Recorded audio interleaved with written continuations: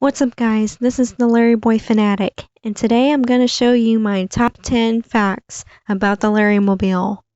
Now if there is one thing about LarryBoy that I haven't talked about yet, then it's his choice of vehicle.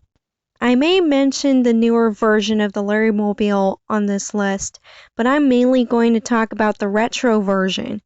And I know that I've read the Cartoon Adventures book series, but I'm excluding the books because I want to focus on the LarryMobile moments that were put to film. So please enjoy. Now this first one I'm going to have to get out of the way because eventually we're going to be talking about the League of Incredible Vegetables. Up at number 10 is that the LarryMobile is barely in the League of Incredible Vegetables. Yeah, disappointing. Even though, to be fair, it wasn't in much of LarryBoy and the Bad Apple either. At least we see him driving and flying in that movie. So it was false advertising in the trailer of League of Incredible Vegetables because it was barely in it, especially in the lyric video of the theme song to that movie. Number 9. The LarryMobile was originally designed by Joseph Sapolich. I hope I said that right. And he had a hand in many VeggieTales videos. He was with Big Idea ever since the production of LarryBoy and the Fit from Outer Space. According to the behind-the-scenes clip from the DVD, Sapolich talks about how Phil Vischer asked him to create a vehicle for LarryBoy. So he was able to impress Big Idea with his design of the LarryMobile. Up at number 8 is that there's a section on the Rumorweed DVD where you can learn to draw the LarryMobile, which is pretty cool if you like doing LarryBoy fan art. Hey, maybe I can test drive the vehicle if I can draw it.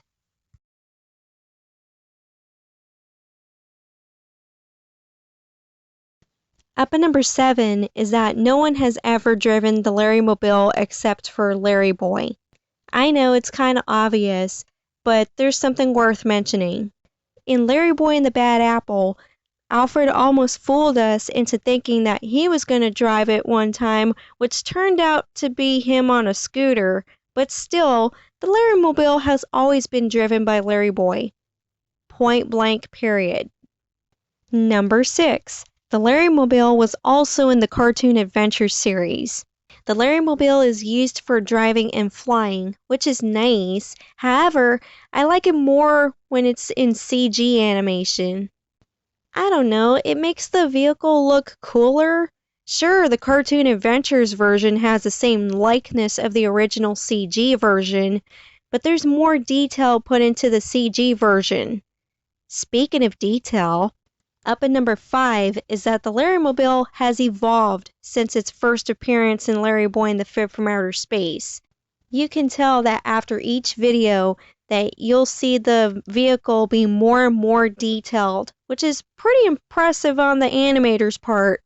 Well, that is until they redesigned the vehicle in VeggieTales in the House. Ugh.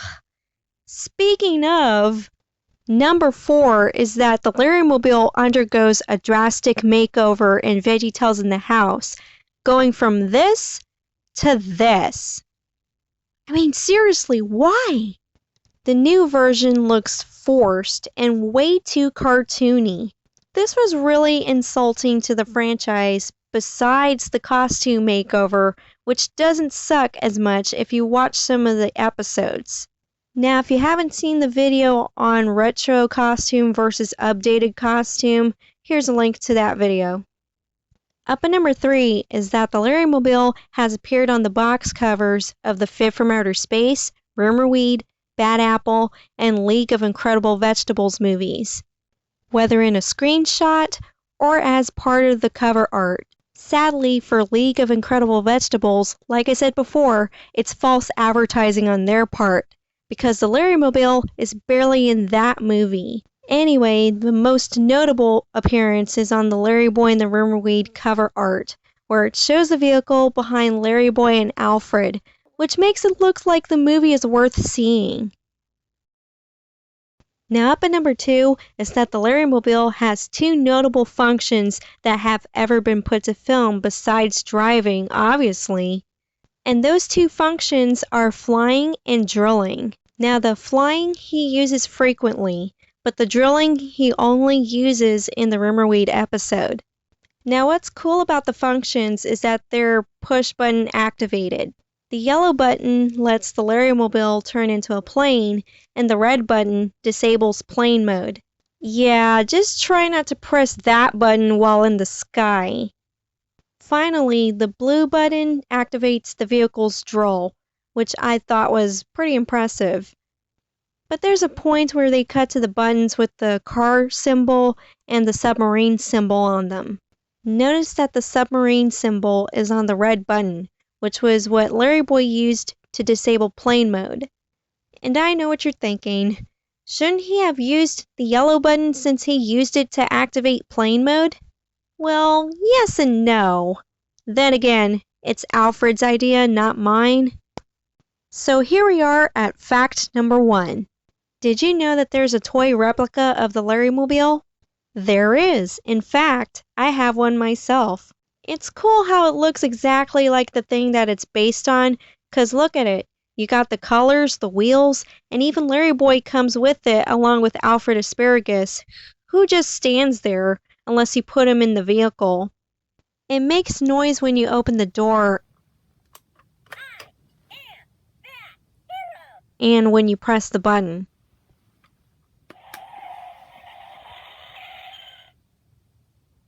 That's really impressive if you want to relive the magic of the LarryMobile.